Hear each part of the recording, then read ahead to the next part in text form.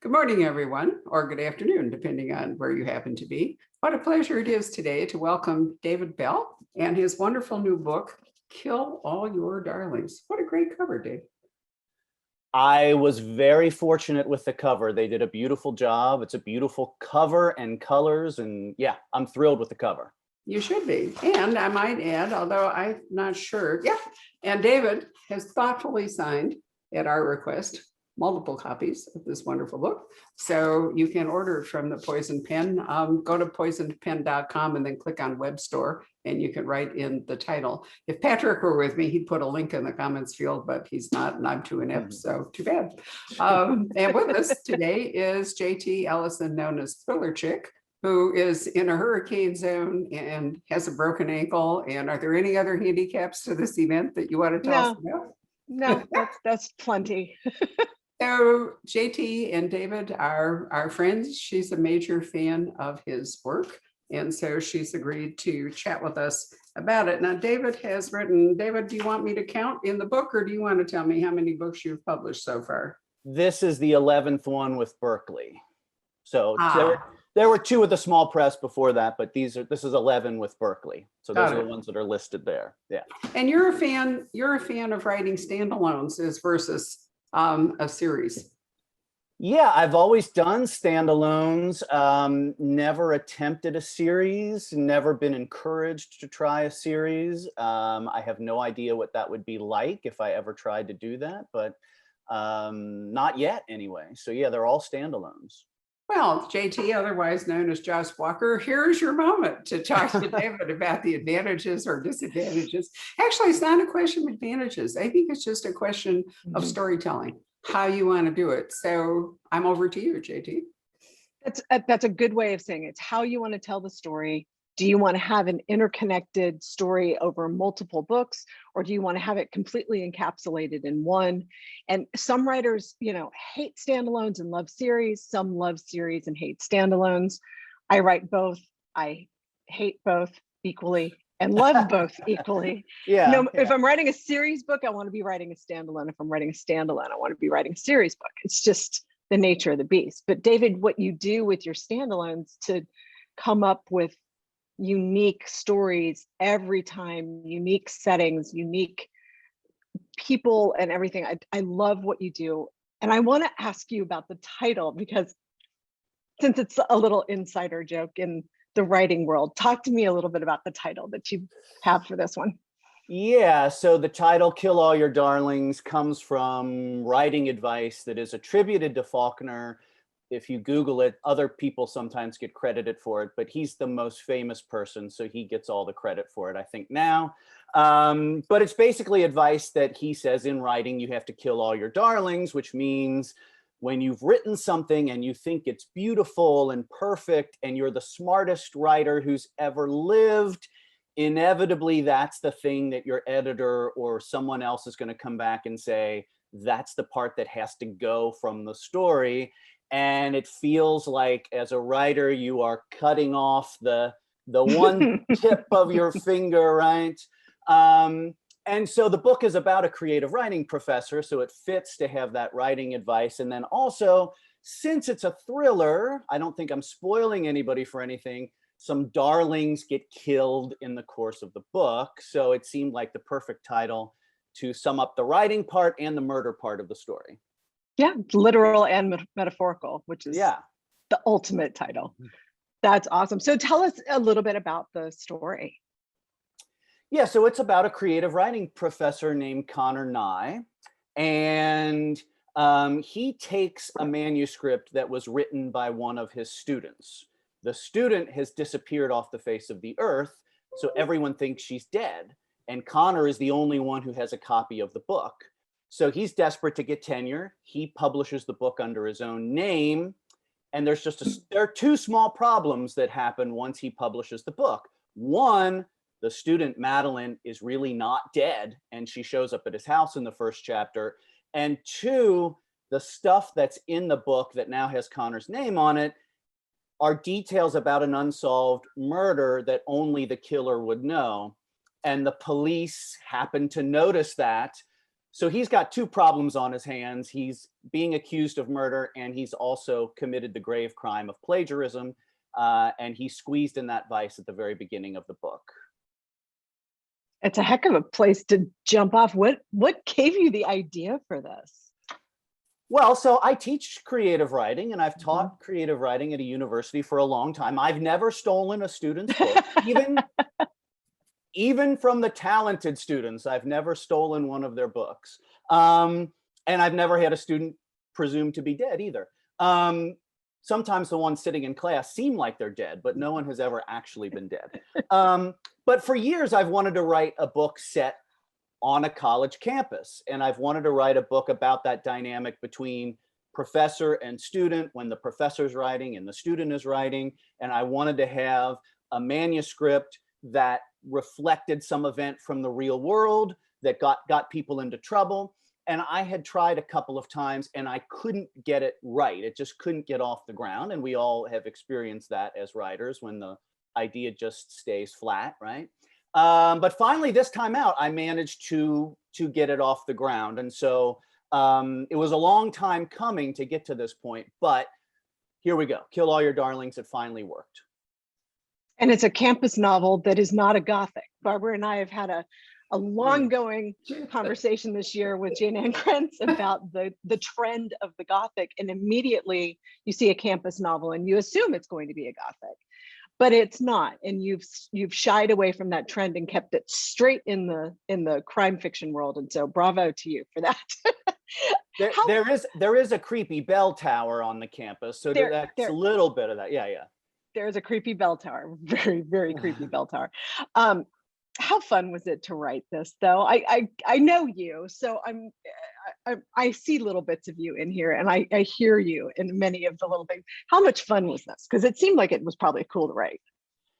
It was a lot of fun. I did some things in this book that I had never done in any of my books before. The campus setting was one.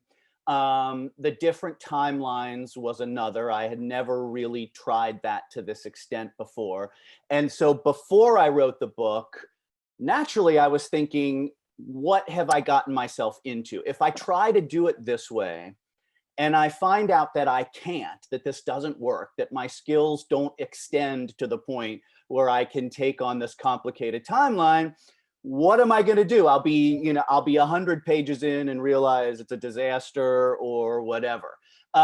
So I think I probably had more anxiety about writing this book before I started it, not to mention that it was kind of like being written during the pandemic beginning. So that also was, freaking everybody out. But you're right. Once I got into it and once these characters started to come to life and I was juggling the timelines successfully, it really was a lot of fun to write, and it took off from there. And maybe it was a nice escape from being trapped in the house with the pandemic going on. I don't know, but you're right. It was a lot of fun to write, and it was a lot of fun to write a story set on my home court of academia. Other books I've written, I've had people doing these other professions, and I have to figure out what it's like to be in other professions and other places. But here I felt very comfortable writing about academia because I knew it so well. So maybe that made it more fun too. All right, could I stick in a comment? Two things. One, I think that Donna Tartt is the one who convinced us that, campus set mysteries should be Gothic. Actually, Carol Goodman's first book, which was absolutely terrific, and the name of which I cannot remember. Oh, it was the Lake of something. The Lake of Dead Languages. Thank you. Was a wonderful Gothic. And she actually wrote another one involving the Hudson River and waterways and so forth. So I think that has sort of shaped us in the direction of thinking of a campus book as an inevitable Gothic. But David, I mean, to your point, it's interesting that this question of storytelling appropriated, whether actual plagiarism or kind of, accidental, however you want to look at it, has been a big theme this year. Who is Maud Dixon is one. Certainly Jean Corlit's The Plot is another. There's one coming from an Australian author that I edit, which is a different version of it. So I'm wondering, obviously these books were begun before the pandemic because, it takes a long time to bring a book to, or during the pandemic, to publication. But do you think that the stay-at-home thing about the pandemic, instead of ranging around the world, looking for other landscapes, that has encouraged authors to look close to home, looking at either your campus or the world of publishing as writers become familiar with it? Yeah, it's a fascinating question when we have these runs of similar books being written at the same time by authors all over the world who don't know each other and aren't talking to each other, but all of a sudden there's this run of books happening, right? I have no idea why that is. I mean, I think that the world of writing and the world of academia, obviously issues of authorship and plagiarism and those things are always central to that world. So it makes sense that a book about a writer or whatever would touch on that subject. Why it's happening now, I don't know, except for what you are saying, that is it possible that people are feeling a little more claustrophobic, so they're looking more closely at what they're writing and their writing process? I wish I was smart enough to have some brilliant answer to that, but I don't know that anyone can quite figure out why different writers come up with similar ideas at the same time, and there seems to be a rash of them, and then down the road there'll be a rash of something else. I don't know. That's really true. I mean, over the years, 31 now for The Poison Pen, we've always seen clusters of books that come out. And sometimes it's based on a real event. I mean, when they had the terrific flood in Chicago, it was an absolute certainty that Sarah Peresky was going to write a B.I. Warshawski, which was going to involve, the flood in Chicago. When there are anniversaries of, major literary figures or events, writers can plan for that, the 1918, the end of World War I, for example, or D-Day, or, when these big things come up. And that's a specific thing, in part inspiration, in part marketing, targeting, whatever you want to call it.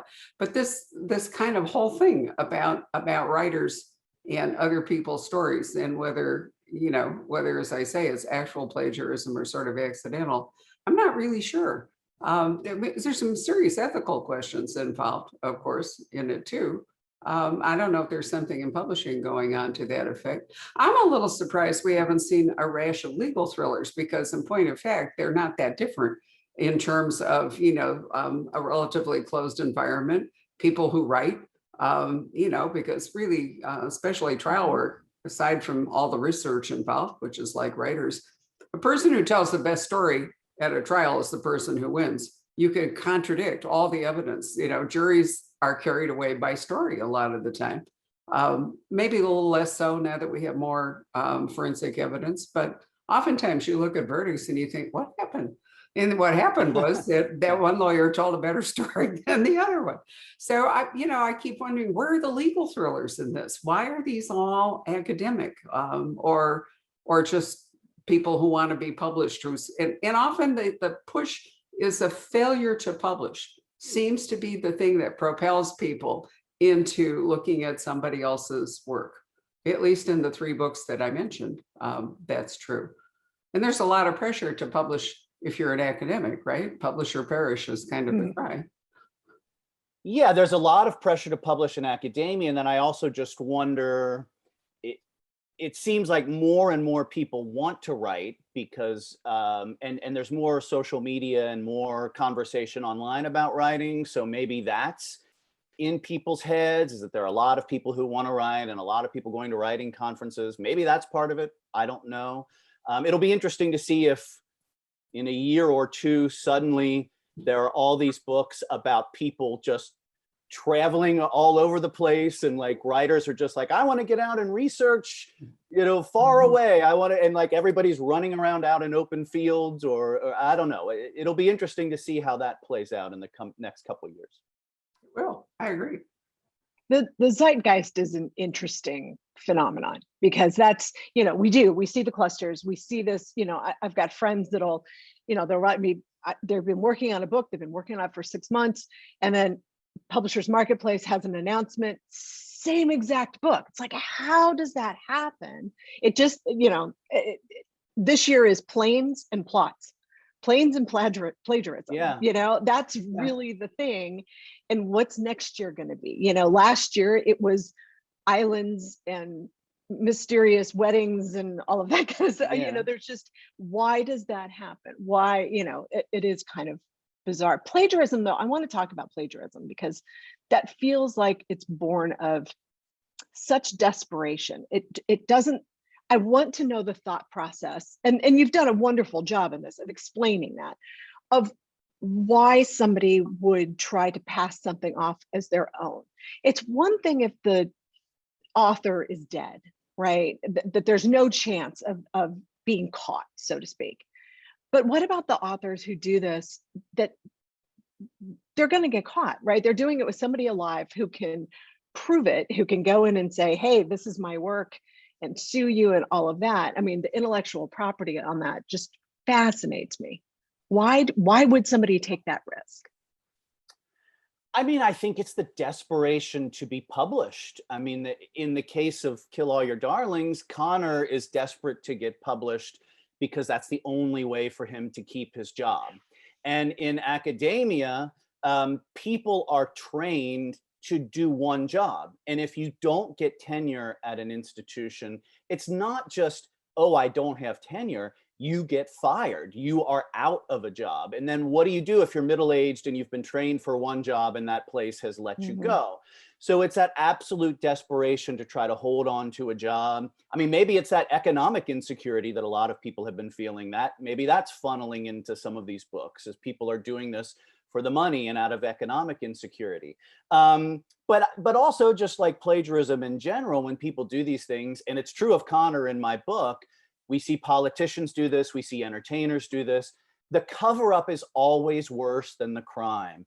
Once you get caught, just admit it, but nobody ever just admits it. Everybody always has to try to solve the problem on their own or do something else, right? That old advice, if you want to get out of the hole, stop digging. But if people stopped digging, there wouldn't be any mystery novels, right? The mystery novel would be 2 chapters long. Like, I did it, I got caught, I'm sorry, right? We have to write about these people who can't stop digging and making things worse for themselves.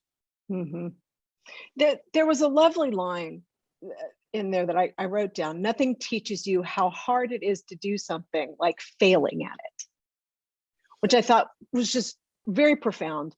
And you mentioned that this book, you started and stopped a couple of times. Have you ever had a story that you just had to walk away, tear it up, this isn't going to work? Yeah, many times. I mean, it's a little different now that I'm on a regular publishing schedule. I mean, once there's a deadline and a contract, we really have to make sure that this is going to work as much as possible before we start. But even with that, there have been times when in fact, this happens to me pretty regularly. In fact, my wife, Molly, always says that she knows I'm on the right track with writing something when I throw a bunch of pages away at the beginning, because I will start writing and I'll write a few chapters and I'll realize, oh, this is not the right voice. This is not the place to start, whatever. And if I trash 10, 15, 20, 30 pages at the beginning and say, okay, I got to start over. On the one hand, someone can look at that and say like, oh, that's terrifying. You're throwing things away. It's desperation. But actually, I think as writers, sometimes we feel good when we throw things away and say, we're not on the right track. Let's start over. Let's reorient. Let's regroup. It's better than getting to page 300 and realizing, oh, I have to throw this away and start over, right? So sometimes that's actually kind of a cleansing, cathartic feeling to throw pages away and start over. And I just broke out in hives. Well, but you do that. I know you have done that, right? Because you have said more than a few chapters, you've done that before, right? Unwillingly, and only out of sheer desperation that I can't make it work. I hate that. I trust that my subconscious has done something, and even if it seems like it's not right, that it's there for a reason, and I will figure it out later on. And I hate cutting. I hate it. I hate it. I hate it. I hate it. It's just a thing. But But I maybe do you it. can I go mean, back we to it. have to. Yeah, but Pardon? maybe you can go back to it. I don't think anything's ever really wasted. You know, if you Yep. started down the wrong track and you see that this particular way is not going to work, that doesn't mean, you know, it's a lot easier with computer technology than the old days, you know, and you were Yes. faced with retyping it. But I want to revisit your talk about plagiarism for a minute and academic pressure, because Tony Hillerman's Edgar-winning book, Thief of Time, was basically powered by an academic who was willing to steal, you know, a pot hunter, who was willing to appropriate artifacts in pursuit of his academic career. And interestingly, when I taught crime fiction at ASU for 3 years, that was one of the books that I had the students work in every single year for 3 years. They didn't believe it as a motive. It was like, seriously, the guy did all that for that? You know, it wasn't powerful enough for kids to buy into that. But I think that plagiarism, the nexus to fraud, is so interesting because, you know, lots of fiction, crime fiction, is built upon fraud. It could be art fraud. Jonathan Santlofer has a new book coming out in August about the theft of the Mona Lisa. And then the critical question is the real Mona Lisa back at the Louvre, or is one of the frauds that was, you know, created? So I think that whole question of whether the creator, whether that work is real to the creator, is a really important one. And it could be plagiarism in literature, and it can be, you know, fraud in art, sculpture, painting, whatever it might happen to be. It can be Identity stealing theft. somebody else's cultural artifacts. You know, it's a very broad question, but I think David's right that desperation is probably the primary motive in nearly all of that. Maybe in art fraud, sometimes it's just somebody showing off, like the guy that did all the Vermeers, who's become collectible in his own right for all of the fake veneers that he painted. Yeah. But I suspect that, you know, desperation, or maybe even frustration. I mean, let's think about what's the Mozart Salieri. I can't remember the name of the movie in the play. What was it called? Amadeus. Amadeus, yeah. Yeah. Okay. So that was in a way the same thing, you know, did Salieri, and he hated Mozart because the great thing about Mozart, and I've looked at the scores at the Morgan Library and so forth, is he wrote one draft. Mozart was so fabulous. He never corrected his scores. I mean, they're just perfect. And, you know, that would drive many composers absolutely bananas, you know, that he could hear it so perfectly that he never had to correct himself. I've stood in Prague at the table in the garden where on the night before the opening of Don Giovanni, he whipped off the overture. He just wrote it on this stone tablet looking down at the city of Prague and the theater. And that was it. You know, there it was. I know. I mean, he's perfect for what he did. He was so perfect. Nobody else has been able to do that. But is that really ever going to be true for an author? I mean, can we really imagine there's a one draft novel out there somewhere that every page is perfect from the beginning? Well, JT and I write our books that way, but everybody else is struggling to do that. But well, it's interesting to think of the Mozart Salieri thing, because you're thinking about the motivation for the plagiarism and why people do that. I mean, there is a lot of jealousy in any field, but especially in creative fields, there can be a lot of jealousy and maybe social media makes that worse, where we can always see what other people are doing and what other people are getting and what accolade they're getting and this and that. And does that fuel people to want to steal, to achieve what other people are achieving, even through a shortcut? I think there are some people who commit crimes just for the fun of committing crimes, just for the heck of it. But most of them are committed for some venal reason like that. You're jealous, you want money, you want goods, and a book can be an expensive good if someone's willing to publish it and pay for it, right? So it's good motivation. For sure. Yeah.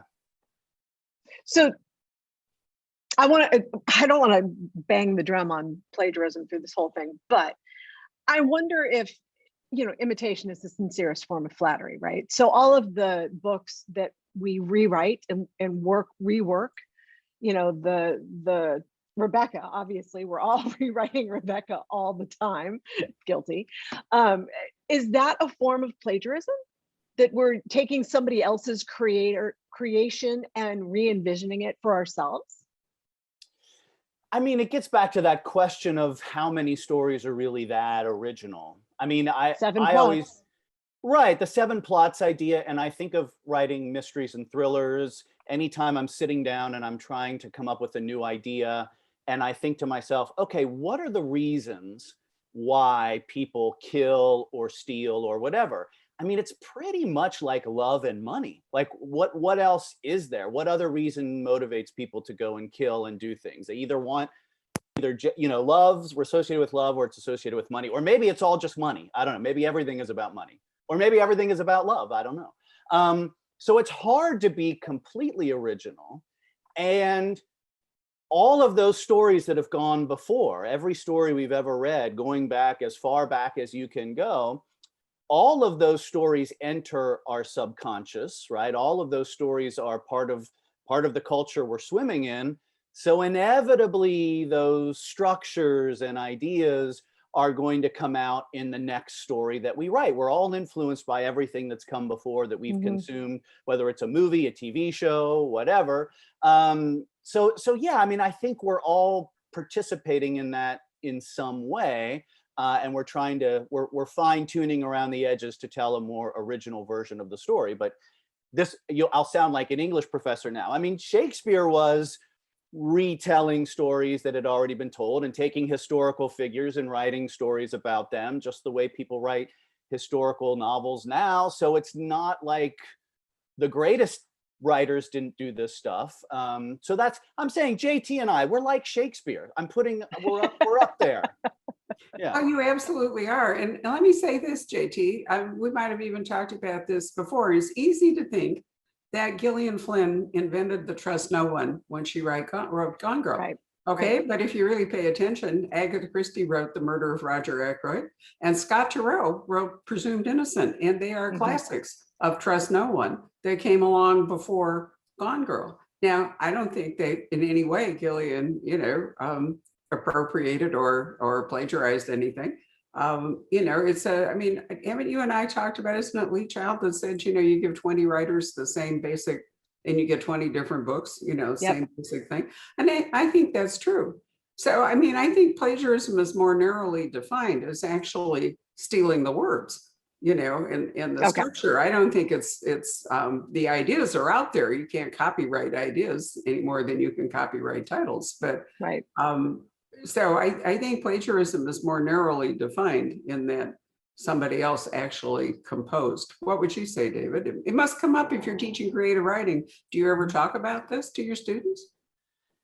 Yeah, I mean, usually it comes up when a student has written a story and they've taken an idea from some video game that I've never heard of, or from some TV show that I've never heard of. And then one of the other students comes to me and says, oh, the so-and-so took that idea from this video game. And I'm thinking, like, unless it was Pac-Man or Space Invaders, I don't know what video game you're talking about.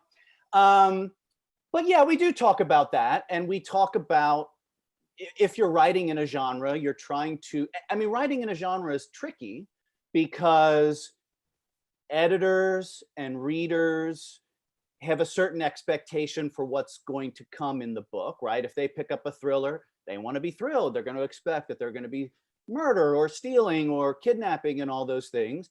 But at the same time, you don't want it to be the same story. So we're struggling all the time to write in that genre and then come up with the colors that are going to make it different than other books that are in the same genre. And I think that's true of all genres, is that you've got to try to find that original thing. Usually that probably comes from the characters can be very unique. The settings can be different.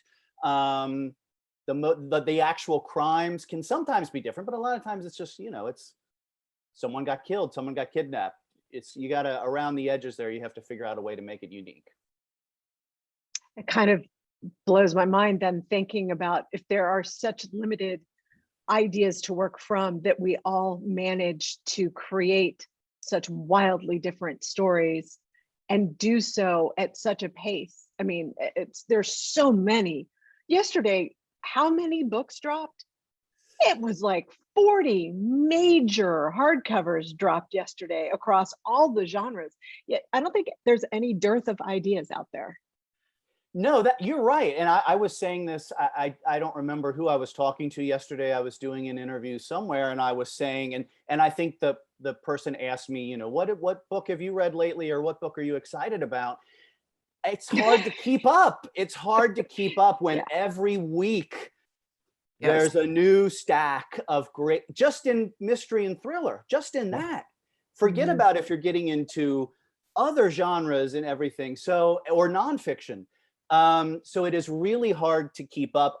At some moments, it can feel really daunting as a writer, because I look at all these talented people who are coming up with all these great things. And I think, how do I keep up with Yeah. these people who are so talented and smart and, as you said, productive? At the same time, I'm sure all of us writers feel that way. It's motivating to say, wow, I have to try to keep up with these people. I have to keep upping my game because everybody else is sitting around trying to up their game. And we're all, and I don't think I'm not trying to describe this as an unfriendly competition, because I think it's largely a friendly competition. And we all Very know much each so. other and we support each other.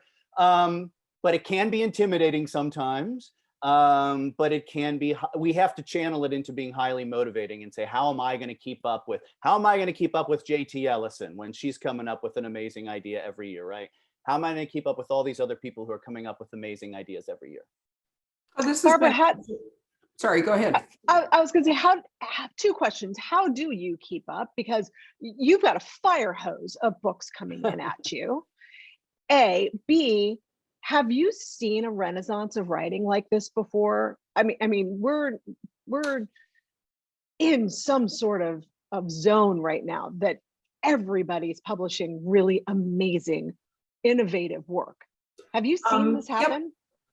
Well, let me answer the second question first. Yes, when I started the Poison Pen in 1989, we were just on a big uptick for crime fiction, and the 90s were huge. The 90s was an enormously fertile time. I mean, there were trends like the woman sleuth thing really was a huge thing. I had male authors come to the store and weep on my shoulder, that they couldn't get published. I'm serious. It was a really big deal. And historical fiction had gotten a huge jolt from The Name of the Rose and Ellis Peters' First Brother Cadfael, A Morbid Taste for Bones.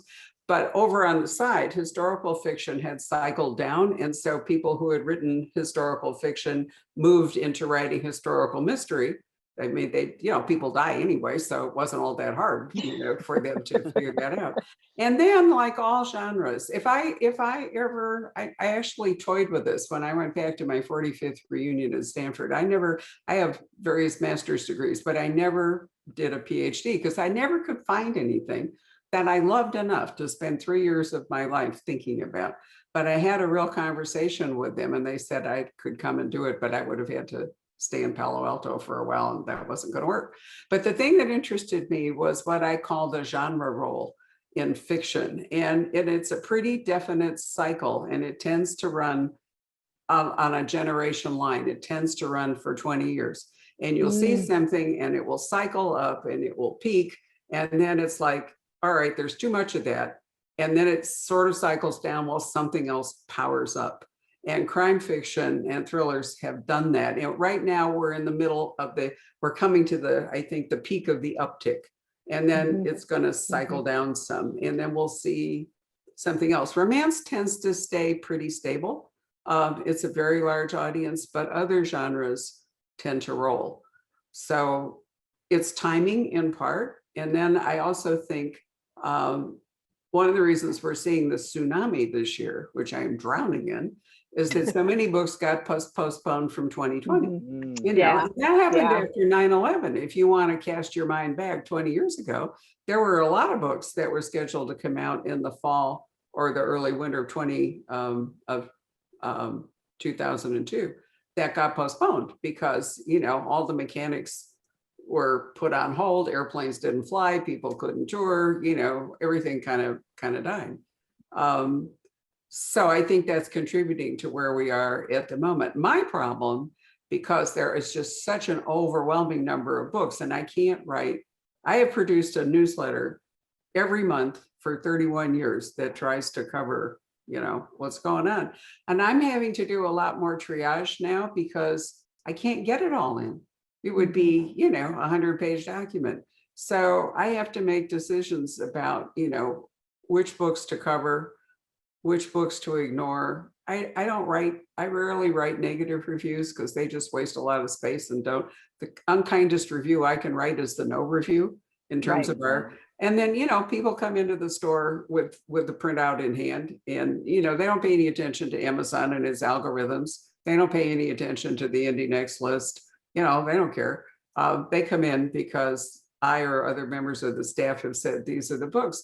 But tragically, and the thing I suffer over is the number of books I have left out because either I didn't have a reading copy or I couldn't get to it, or, or I had to pick, like if there were 4 similar books, I sort of tried to pick the one that I thought was the best. It's all subjective after all. I mean, it's all what I like. But it has been a real struggle over the last year to try to work out how to be fair to everybody. And sometimes my biggest influences is this a new writer who really needs help, because that's been so hard to, I mean, TJ Newman and Falling has had such a blitz of, but I mean, how often does that happen? And then how is that fair to Claire McIntosh, whose Hostage is a fabulous airplane book, but it's been kind of drowned out in all of the stuff for Falling. So then my question for me is, okay, if everybody else is going to be, really raving about Falling, and we hosted her last night, we did her, and she's lovely and she lives here, which is really good. Do I put more emphasis on Hostage because it's going to be completely blanked out in so many other channels? I mean, there are all these decisions I never thought I'd really have to think seriously about, but here they are. Well, you are hands down one of the most productive booksellers that we know. You really are. And David, that I want to swing back to that because we're talking about productivity. You're one of the few that I am aware of creative writing professors who, has the PA, who you are Dr. Bell during the school year. Yeah, who you guys, also has, the two of you don't have to call me doctor. It's okay. It's okay. Yeah. So you have this split personality. You're Dr. Bell during the year where you're teaching, and then you're David Bell during the summer while you're writing, and you write a book every single year, and you teach a full load. And I'm always fascinated by how you balance the two and what it's like to teach writing and then go back and do your own writing. I'm fascinated by that. Yeah. Yeah. I think the conclusion is that I'm fascinating. That's what you're trying to say. JT, anyway. No, it's an interesting thing. I mean, we talked about publish or perish earlier. So if you're a college professor at a certain kind of university, you are expected to publish. You're not expected to publish as much as I've published, but you are expected to publish something. So there's that. That's part of it.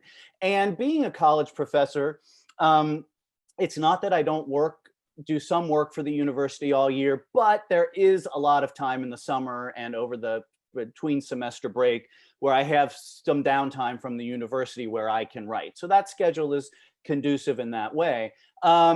It might sound kind of cheesy, but there is something inspiring about teaching, that when I go into the classroom and I'm teaching a fiction writing class to these undergraduates, and it's interesting. So they're young, so they don't necessarily have the skill or the technique to tell the stories that they want to tell. I mean, that's what I'm there really to do, is to point some things out to them. But there's also something about being young, which I can remember if I cast my mind back low, those many hundreds of years to when I was first thinking of writing and trying to write when I was in college or high school.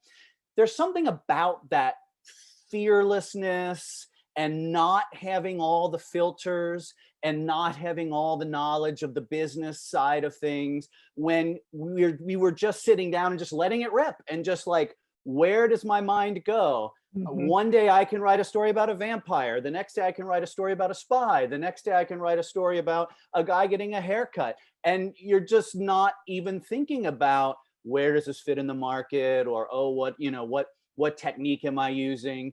And so that is inspiring, and that's the fun part of the job, is when I see young people who are at that point where they don't have all that stuff built up.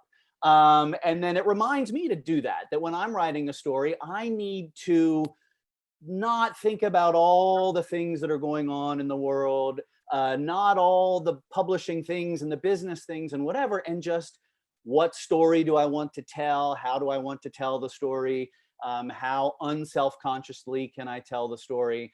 So that is the benefit of, I think, teaching writing. And then, like I said, and I can use them, they're great research material, because if I'm writing about a young person in a story and I want to know, what do young people say, or what music are you listening to? What social media are you using? What video game are you playing? I have this captive audience, and they have to answer my questions about that, or I will fail them immediately if they don't give me that good research information. How many Madelines have you had over the course of your teaching career? How many, and to explain to the folks watching, Madeline is a very precocious writer who is incredibly talented enough that he sees her talent, Connor sees her talent, and wants to steal her book. How many Madelines have you had? Not that you've stolen any of their books. No. And we're not talking about cookies, the Girl Scout cookies, Madeline. We're talking about human beings. Human beings. Yeah, I've been teaching writing at a university full-time for 16 years or so.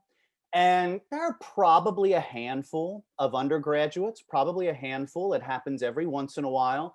The student will come into class and they write a story. And like I said, I'm used to seeing the stories that might have a great idea, but are rough around the edges, or might have some appealing thing about it, but they need a lot of work. But every once in a while, that student comes in and they turn in a story, and I read it and I think, this person is more talented than I am. What am I going to tell this person? Because clearly they have the skill to write a story, and they have the imagination. And some of them have gone on, and students I taught a long time ago when I was first teaching have gone on to publish books with major publishers. And I like to think I played some tiny little role in that. But really, a lot of the ones who are really talented, they seem to come in freakishly, like they've already been writing for 20 years, even though they're only 20 years old. And I'm thinking, like, how did you get that? It goes back to the Mozart Salieri thing. How does one person have this ability and the other person is struggling to figure out how to do it? No, that's very true. And I mean, it's the same with the books that are published. Hundreds of thousands of books that are published, and they're great. But there's a handful that are just magnificent, that just, it's not just, moving. You truly have like true imposter syndrome of, what am I doing? What am I doing? Why am I even trying to do that? Success is really a moving target. You can't ever predict, looking ahead, what is going to catch the public fancy. If we're just talking about commercial success, which is not the same thing as critical success. And it's always important to keep that in mind. And, I'm thinking, David, because, this book has had a lot of attention. Jean Hamp's Corliss, The Plot, which I read back in February and made one of our books of the month, took off in a way that has taken off in a way that's really surprising. So, I'm not sure whether everybody's really engaged in this whole idea of plagiarism, or whether we're also interested in publishing that books about how all that is working. But it's easy to tell from my perspective when a book is really going to generate more traction than other books by an author might have done. And, I think Kill All Your Darlings is going to be a big traction book for you. From your mouth to God's ears, right? Just saying. Okay. It's one of your best books. I mean, I've been reading you for years, and it is such a corkscrew of a story. Right. My friend Ariel Lawhon says every book has a shape. And so when I go in to write a book, I'm thinking about, what is the shape of this book, right? This is a corkscrew. And it just drills down and down and down and down and down and down. I love it. I thought that was really good. I'm also reading The Plot right now. out of the curiosity of the zeitgeist story. They're so different. They They're are. so Yeah. different. And that goes back to what we were talking about. You can give 20 authors the same story and they're going to write 20 very, very different books. Maud Dixon is very different as well. I haven't read that one yet. Well, I've got it, but I haven't read it. I have to admit, that I'm attracted to literary mysteries or, stories that have some campus or, publishing or whatever it is, because that's what I do. And, it's more interesting to me than, let's say, a military thriller. I mean, we do, sure. we're a hub of military thrillers and I really enjoy them, but it's not my natural bent to be thinking about, weaponry, or do I really care what kind of a gun it is, or, it's just not my thing. So much so. And I rely on the accuracy of the authors for that, because I'm in no position to critique it.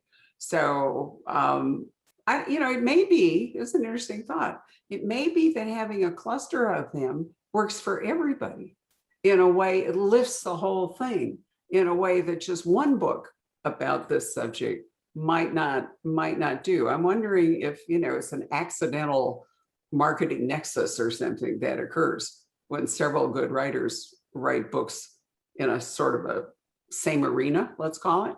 And then, maybe you wouldn't have read the plot if you hadn't liked David's book and you wanted to compare them, that kind of thing. Right. So I'm right. wondering if there's a dynamic, there's kind of an internal dynamic to all this that you as a writer can't control. I as a bookseller can't control it, but it happens. Well, it's interesting. We mentioned the airplane thing earlier because of Hostage and Falling. Claire McIntosh wrote a thing for, I think it was for her publisher, a list of other airplane books.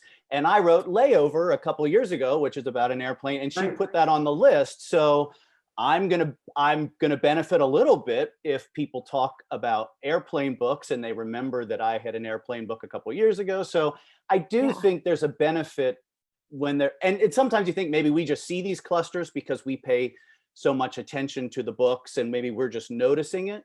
But I think there is a benefit from that too, that if somebody reads one book and they find out, oh, there's another thriller on the same subject, let me compare. And it's not necessarily even to say, oh, this person did it better than that person. I think from a reader and a writing standpoint, it's interesting just to say, how did they do it? This person went in this direction and this person went in that direction, and how interesting it is to see the different takes by different authors. I don't think better is a fair word. I don't think better really comes into it. You're absolutely right. A lot of reaching readers is analogy. I mean, I'm not fond of the Amazon algorithm because I don't think that really works all that well. But, if you're a bookseller, one way you sell books is to ask people what they've read they've liked. And then, you say, okay, if you really like that one, then try this one. So I think that's the dynamic that's in play, is that if one person produces a book that gets a lot of attention in a particular area, then, other books in that same arena often benefit from it, as you say. So it's all fascinating, isn't it? How to reach, and social media has such an effect also, that there are books that succeed because authors are well liked. There's a lot of dynamics involved in it. It's hard to just focus on the book anymore and divorce yourself from all the rest of it. Your comment about filters for writers is good, but I think that filters come into play also in publicity and marketing. So it's all gotten to be way more complicated. This has really been a fascinating discussion. Carry on. I was going to say, do you remember when the books had on the cover, printed on the cover, if you liked The Flight Attendant, you will like Hostage? They literally said it on the book, and the cover had the marketing, and that was the marketing plan. They get that out to the bookstores, people see it like, oh, I did love this book, I'm going to read this now. Well, Target has that on their shelf, right? It says like, or it's they used to, I don't know, but they would have one book and it would say, there'd be an arrow and it would say, if you like this, you will like this. And then there'd be 4 other books down the row. I mean, it kind of makes sense in a way, because readers are overwhelmed by the choices. So they go in and they say, okay, I did like that one, so I'll read this one. So when does it hit the oversaturation point? Well, that's what happens. And that's when I Yeah. come back to the genre role thing. I mean, if you look back, let's go back to Silence of the Lambs. Huge success, serial killer Mhm. thriller. God, there were like a zillion of them that came along, and then Mhm. everybody got oversaturated with it. Then we got the Da Vinci clones. I mean, there was like 3 or 4 years where almost every book was a religious conspiracy thriller because, you know, people were, and then, you know, there's been the whole trust no one. There's been the whole, you know, Gothic, I mean, Gone Girl thing. And now you and I have discussed it, the Gothic thing. So we're all the way back to Rebecca and, you know, what's going to come next. And, you know, if imitation may be the sincerest form of flattery, but it's also a very powerful marketing tool. But, you know, if you have 2 or 3 really good books and then you begin to get a lot of mediocre books, you know, where people have rushed to cash in on that or something, then everybody gets sick of it. And then you move on. And that's why genre roles occur. It takes a new generation to have enthusiasm.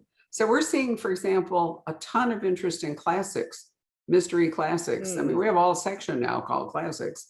And, you know, the British Library crime classics, or people are discovering Christie or Du Maurier or Josephine Tay or whatever.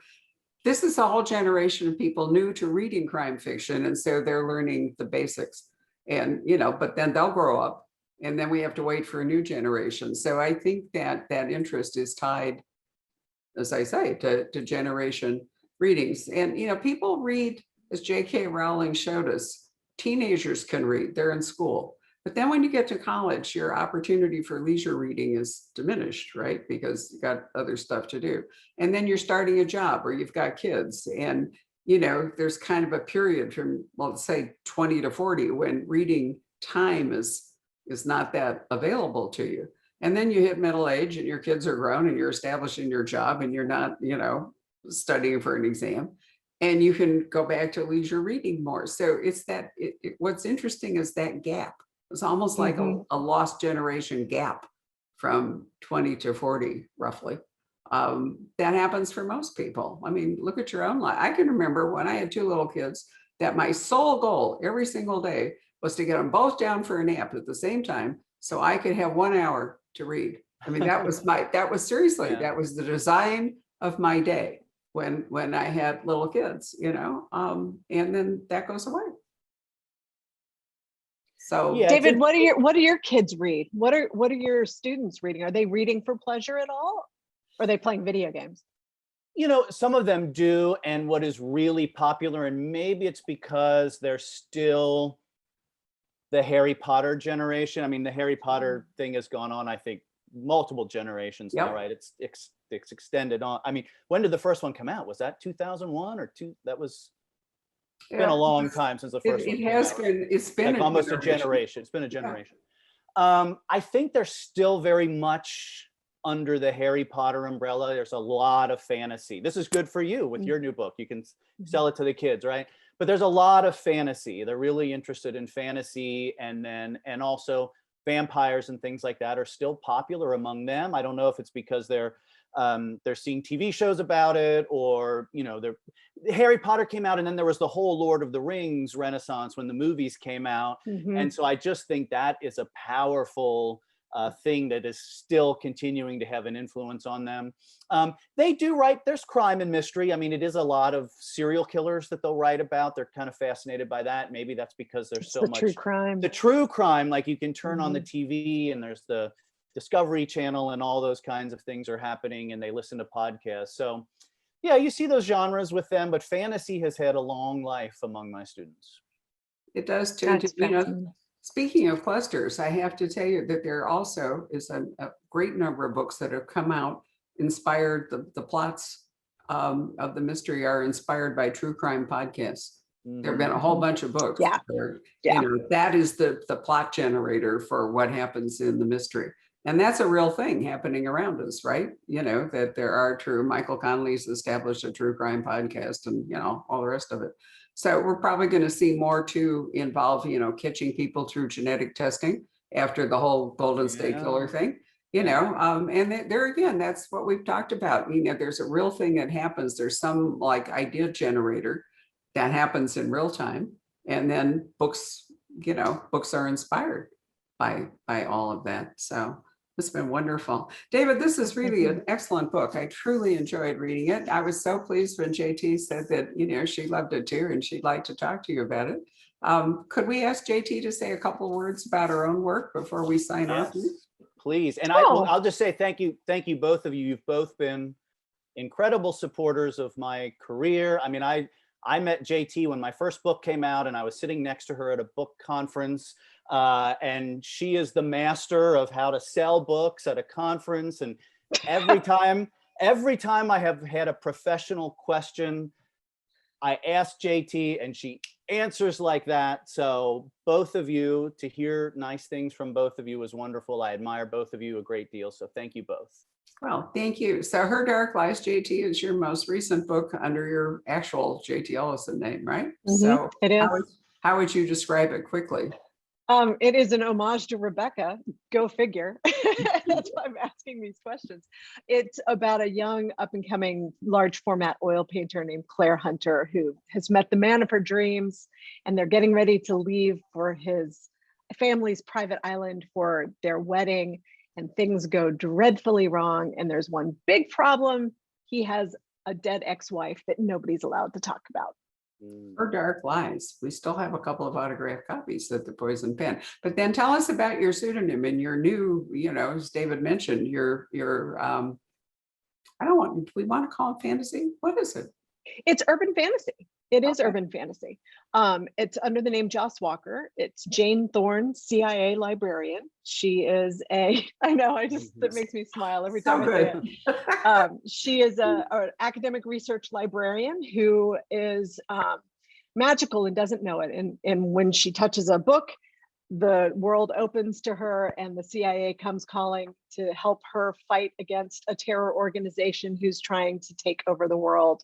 So it's a little bit of spy thriller and a lot of magic, and it's set in the current day urban fantasy world.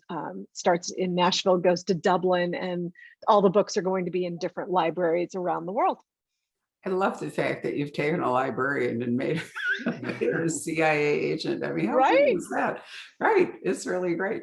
Anyway, thanks for spending time with me this morning. It's really been an absolute treat. We'll have a podcast available so that if you're watching this, you can keep on watching it because it'll live on our Facebook video page forever. But you can recommend that people listen to the podcast too. And I'll remind you that we have autographed copies of Kill All Your Darlings. David kindly signed for us and sent to us, and we have a few left of Her Dark Lies by JT. So let me wish you all a wonderful week and a good rest of your day. Thanks very much, guys. Bye. both. Thank you. Bye.